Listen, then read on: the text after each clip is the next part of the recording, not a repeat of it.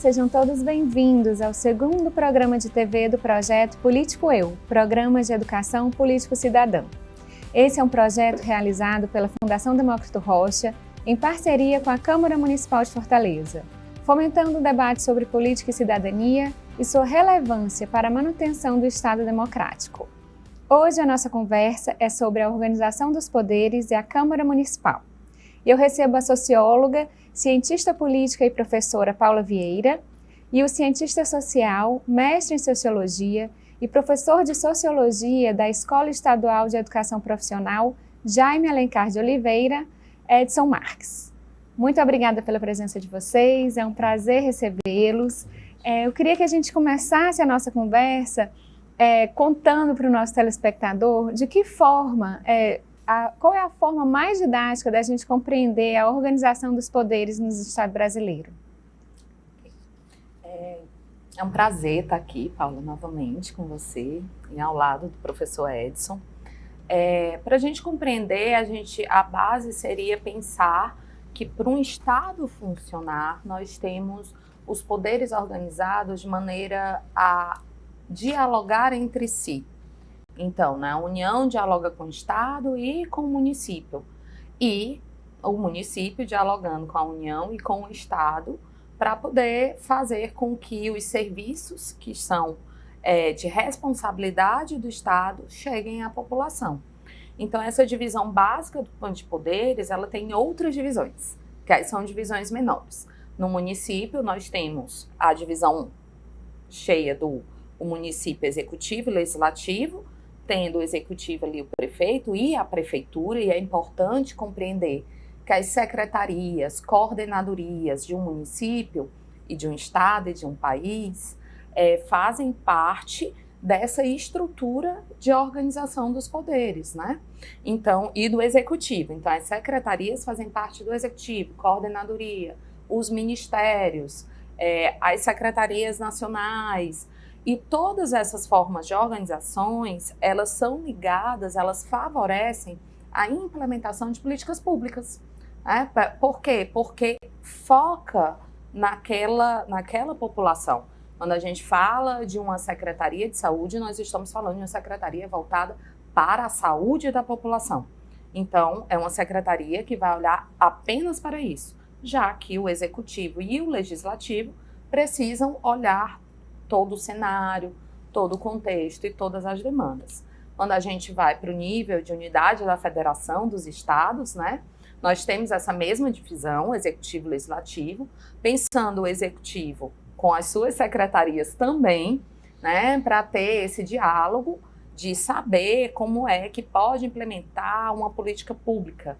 O executivo, ele está para executar, né? O legislativo para legislar, mas não apenas, que às vezes a gente fica, é legislar e fiscalizar, mas é também ter um papel propositivo para o executivo, né? De conseguir dizer e, de alguma forma, demandar o executivo para a implementação de políticas que acreditem que sejam necessárias para o Estado. Então, uma estrutura geral para a gente entender, que eu acho que é importante para todos nós na população, é que um vereador, ele não faz nada sozinho. Ele está ali com aqueles poderes e está em diálogo com o executivo, tanto municipal quanto federal, né? E aí, assim sucessivamente, vamos para os deputados, eles também estão nesse diálogo, também estão construindo esse diálogo. Esse é um ponto de partida, porque às vezes a gente diz, isso não acontece, é culpa do presidente. Não, o presidente ele não consegue nem interferir nas decisões municipais ou estaduais, em todas. Né? Por quê? Porque nós temos uma autonomia do estado e do município, um município mais vinculado ao governo federal, né? E aos estados também. Então, o município ele acaba tendo dois focos de comunicação, mas que eles estão em constante diálogo e articulação. Eu gosto dessa palavra articulação, Paula, porque é o momento que a gente constrói, um tecer, né? A gente tece, a gente está ali costurando essas relações para ter um resultado final, né? E aí, então, essas articulações políticas entre esses poderes todos são necessários para que a gente consiga políticas públicas em diversas áreas, né? Saúde, educação, cultura e assim por diante.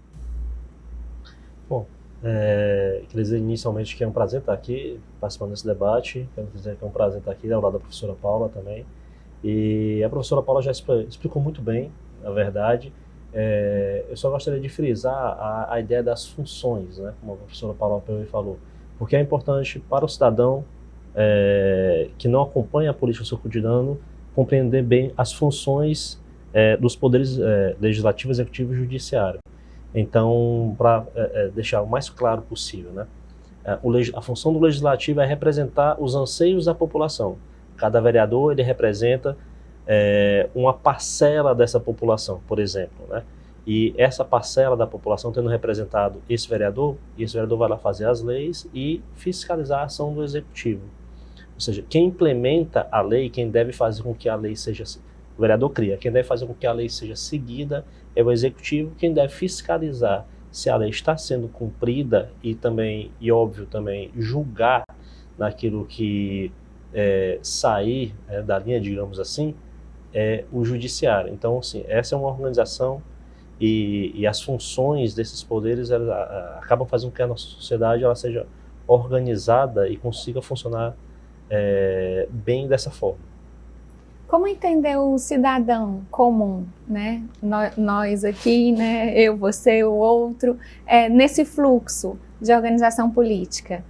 Onde é que está o cidadão, a gente pensando quais as práticas cotidianas, de que forma elas estão inseridas nesses fluxos dos poderes?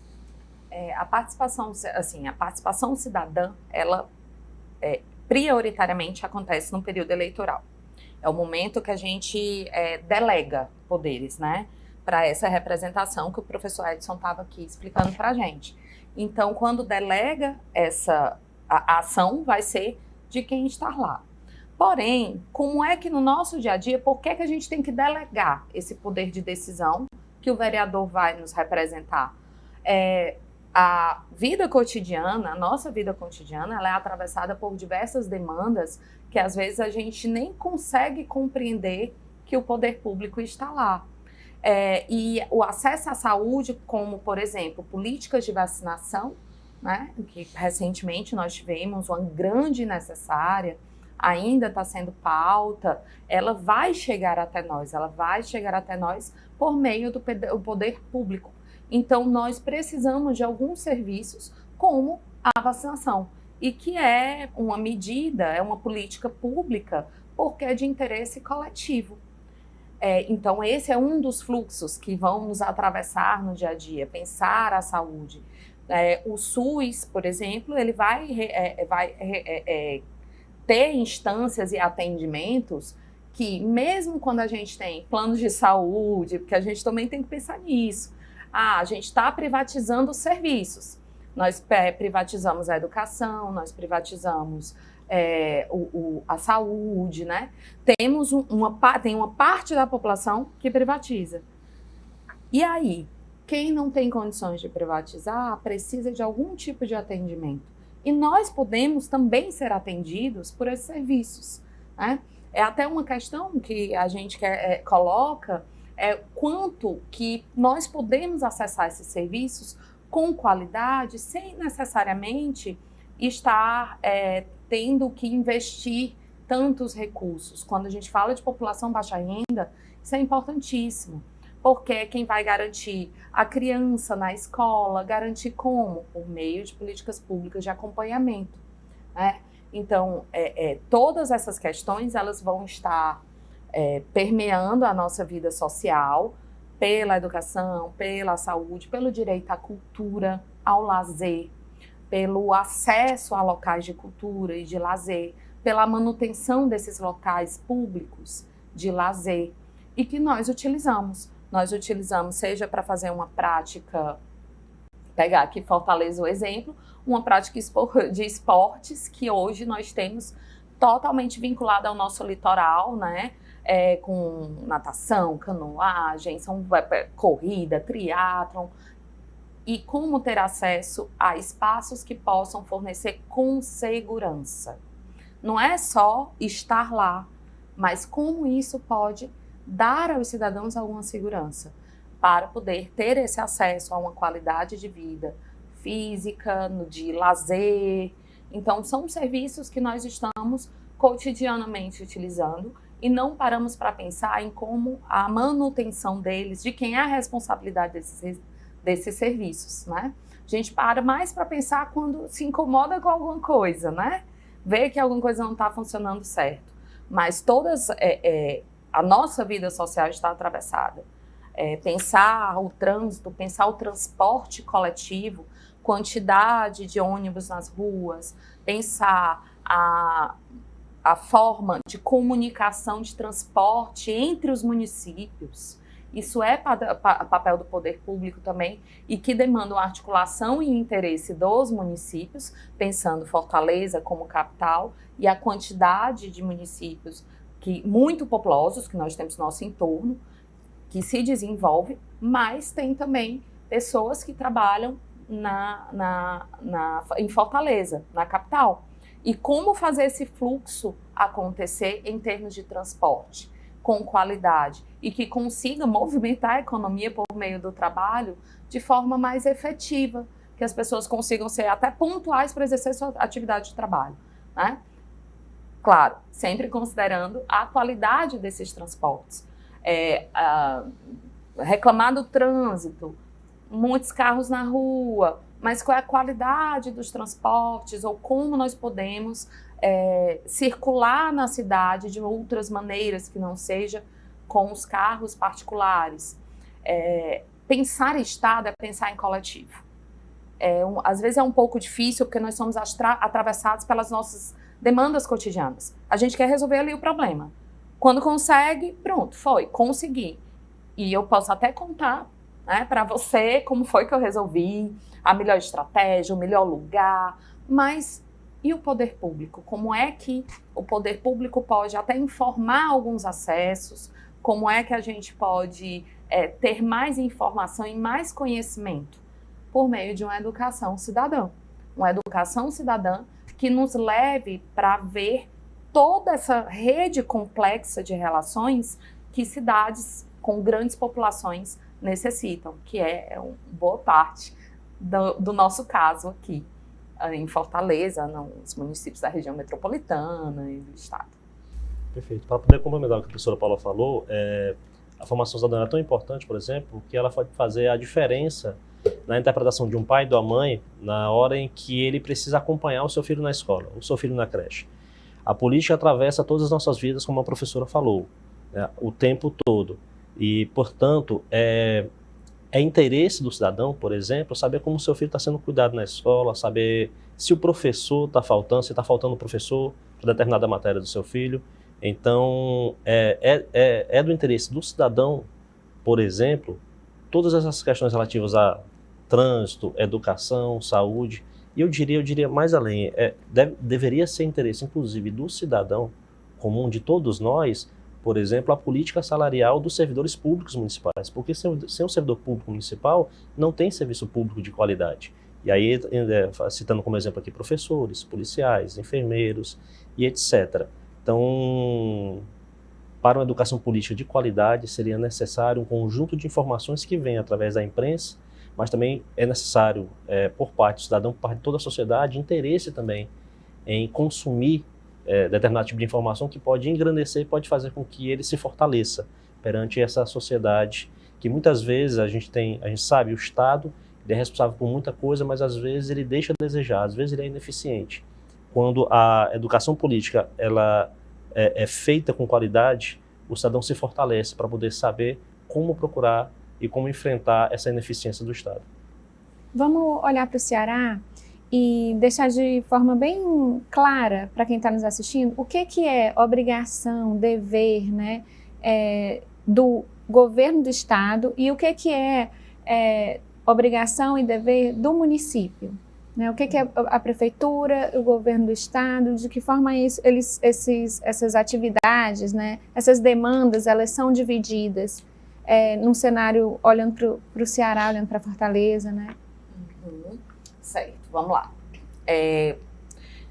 Eu vou até fazer uma retrospectiva aqui para tentar chegar no ponto. Na nossa formação sociohistórica no Brasil, né, essa formação até política do Estado, existia uma demanda que era a grande discussão da ciência política brasileira, no início da ciência política brasileira, que era a centralização do Estado.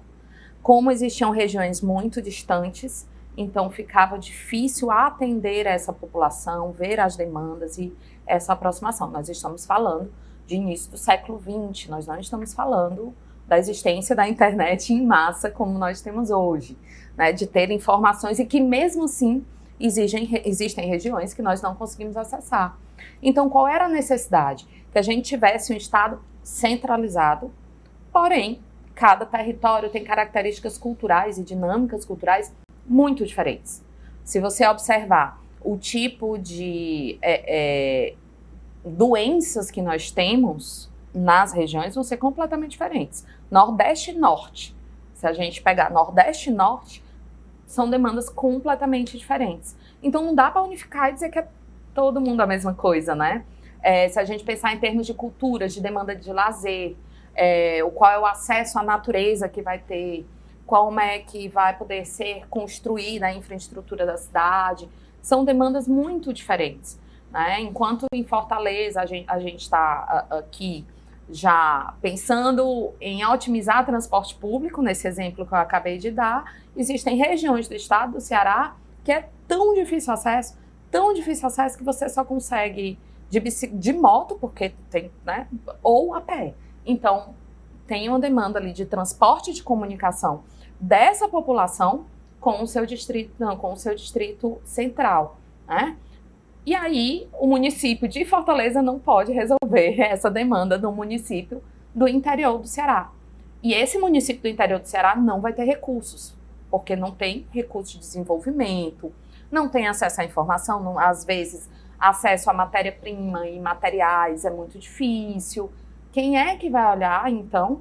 O Estado, né? Então, nós temos essa divisão município e Estado dessa maneira, com incentivos e parcerias do governo federal.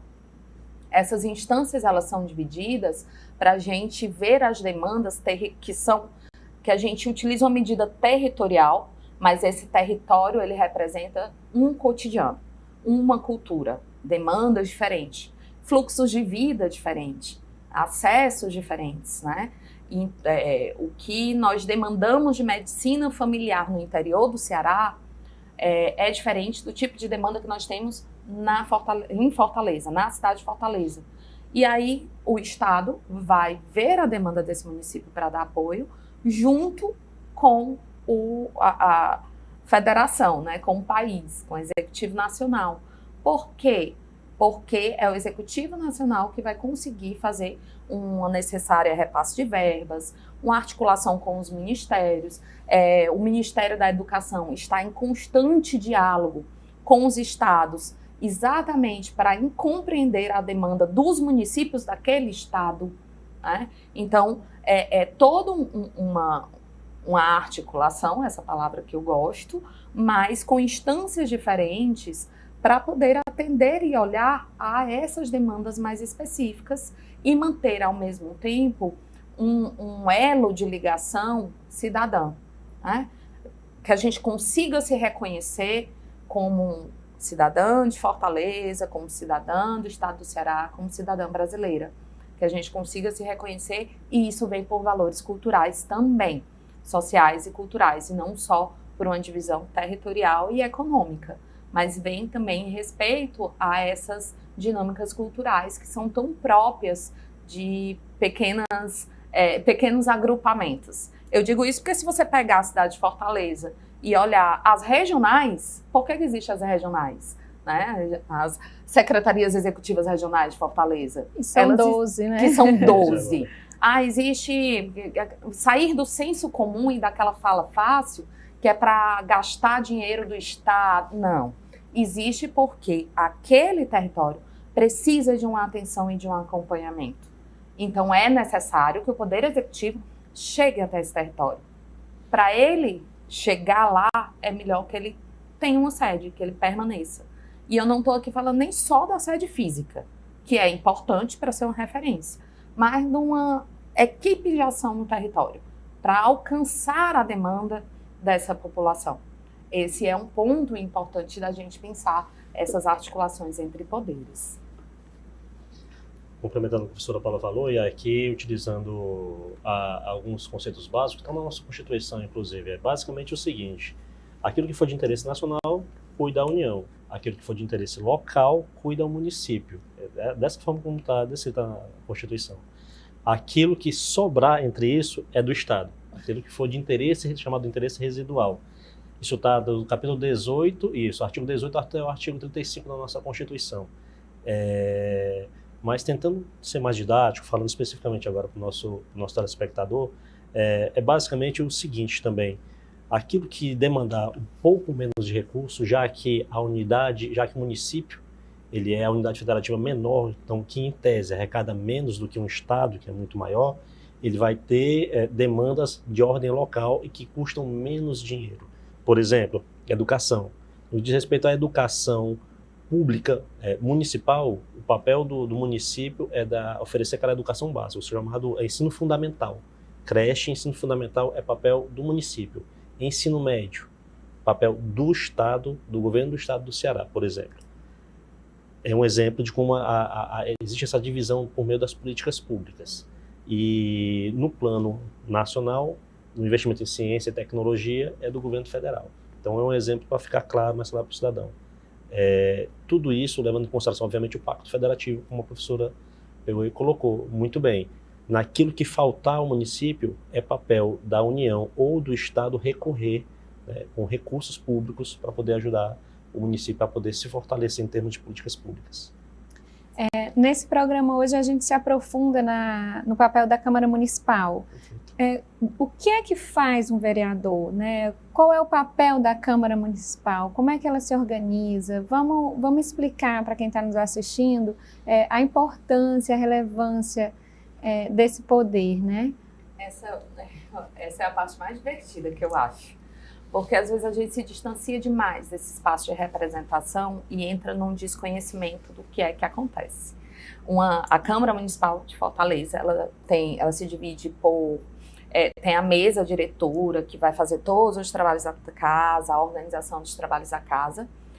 E os vereadores, quando chegam lá, dia 1, fazem o quê? Eu não sei se é no dia 1 que eles vão fazer isso, né? Mas, vamos lá, para onde é que eles vão? Ver para quais comissões eles vão trabalhar mais. Isso não significa que eles deixam de participar de outras comissões legislativas. O que são as comissões legislativas? Salvo engano, a Câmara Municipal tem em torno de 10 comissões. Essas comissões são pequenos grupos de trabalhos para pensar temas específicos. Então, nós temos a de lazer e cultura, nós temos a de educação, nós temos a de saúde, a de orçamento e a de Constituição e Justiça, que é para validar todos os projetos que passam por ali, tem que necessariamente passar pela Comissão de Justiça. Um vereador, ele vai para as reuniões da comissão, para construir os projetos que estão sendo elaborados nessas comissões e serem votados em plenário. Para além disso, o vereador ele tem a agenda nas localidades. Essas agendas podem ser por conta de alguma política pública que seja implementada, e que foi ele que de alguma maneira se responsabilizou por isso.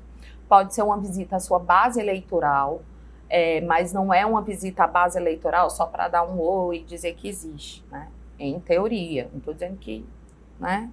Eu não estou dizendo quem faz, então só vai lá na base, e normalmente a saída da base é para dialogar com as demandas da região. E os vereadores dialogam.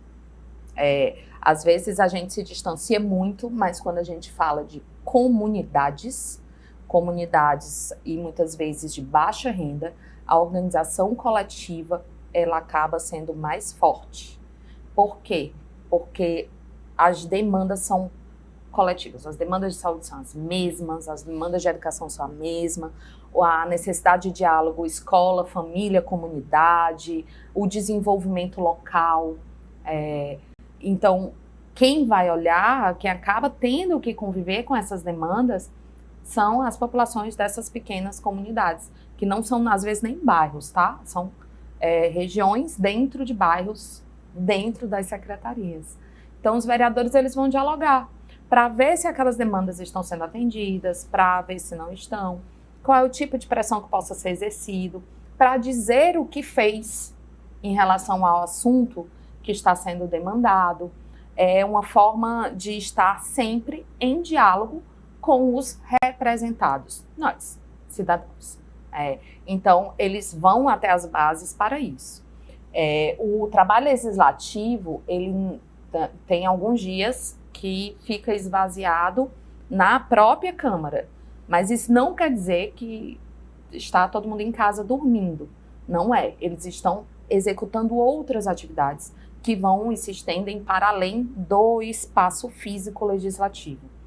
Precisam de informações para fazer políticas públicas, porque quando a gente tem uma ideia no papel é a coisa mais linda, mas na hora de ver como é que pode ser o funcionamento, quais são as secretarias que necessariamente vão estar envolvidas, quais são as coordenadorias que vão estar envolvidas, para ver qual é a estrutura de atendimento à população de uma determinada política pública naquele local.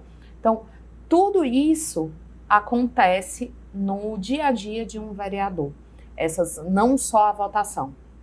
Como a gente vê muito a parte do plenário, o plenário é quase, fazendo aqui uma analogia com os teatros, né? Assim, você tem os ensaios, que está ali na comissão, nas comissões, as comissões vão lá, vão ensaiar, vão ver qual é o argumento mais forte, vão testar os blocos que se formam, vão testar os argumentos mais fortes, né? Naquele espaço da comissão, para poder levar esse debate ao plenário, que vai estar mais aberto à população, né? Que vai ser a grande apresentação do argumento. Então, funciona a comissão, é um pouco uma forma de testar a temperatura ambiente do que é necessário ser feito. Por que eu digo testar temperatura ambiente? Nós temos muitos grupos sendo representados, e eles são representados por meio de partidos. Às vezes, a gente, para facilitar a comunicação, utiliza muito a situação e oposição, né, em relação ao executivo. Mas a vida política legislativa é muito além disso. Né? A vida política legislativa, ela passa pelo o fluxo partidário, e dentro dos partidos ainda tem outros microgrupos que às vezes dialogam com o partido do lado, com a bancada partidária do lado, porque é mais próximo do que sua base deseja, do projeto político que acredita. Então, normalmente, é esse fluxo que acontece, e não apenas a bancada de situação e oposição. E todo esse debate entre as bancadas é feito nas comissões. Tem a conversa com as lideranças. Cada bancada partidária tem um líder, e esse líder, ele é responsável por dialogar com a mesa diretora, né, o presidente da casa, a mesa diretora. Esse líder, ele vai dialogar também com o próprio partido, com a sua direção partidária, para poder orientar como vai ser a votação, a discussão da sua bancada, né? Então, vejam quantas etapas necessárias quantas etapas são necessárias para a gente consiga chegar no plenário. Não estou falando nem de ser executada ou se passar um projeto, só para chegar no plenário. São muitos diálogos que precisam construir. A política, ela é feita de conflitos, e isso é assim, extremamente saudável na democracia. Né? Se não existe conflito, significa que está todo mundo igual. E nós não somos iguais. Nós somos todos muito diferentes, grupos diferentes, demandas diferentes. Então, como é que a gente pode entrar em consenso? A política, e a política legislativa, a gente vê isso de uma forma muito mais recorrente, muito mais no dia a dia. Porque eles estão ali gerindo esses conflitos e entrando em possíveis consensos que possam ser elaborados diante de tantas diferenças. Deixa eu chamar a atenção para aquilo que a professora Paula falou, e frisar bastante assim, o papel do vereador no que diz respeito à educação política da população, que não acompanha no seu cotidiano.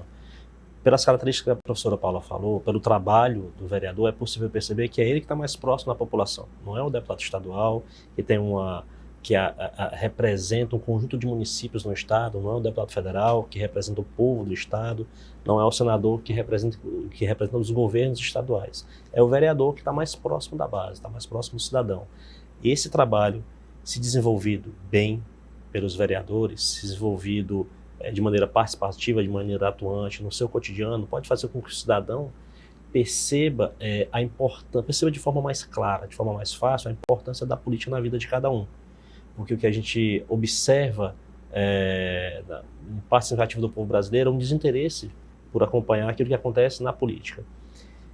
No nosso modo de entender, é um erro, porque aquilo que influencia diretamente a vida desses cidadãos é exatamente aquilo que acontece na política, seja na Câmara de Vereadores, como a gente está debatendo aqui, seja na Assembleia Estadual, seja na Câmara Federal, enfim.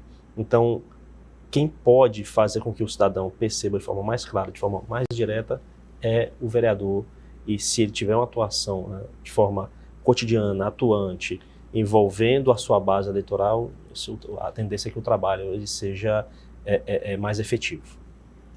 Muito obrigada, o nosso tempo acabou, a gente tinha mais assuntos para falar, mas eu vou convidar você que está nos assistindo a ampliar o conhecimento sobre o tema no nosso site fdr.org.br/políticoeu. Nesse endereço tem uma série de conteúdos extras e você também pode assistir aos outros programas de TV. E até o dia 16 de outubro estão abertas as inscrições para o curso Educação Política para a Cidadania. É gratuito e é um convite a todos vocês. Muito obrigada pela audiência e até o próximo programa.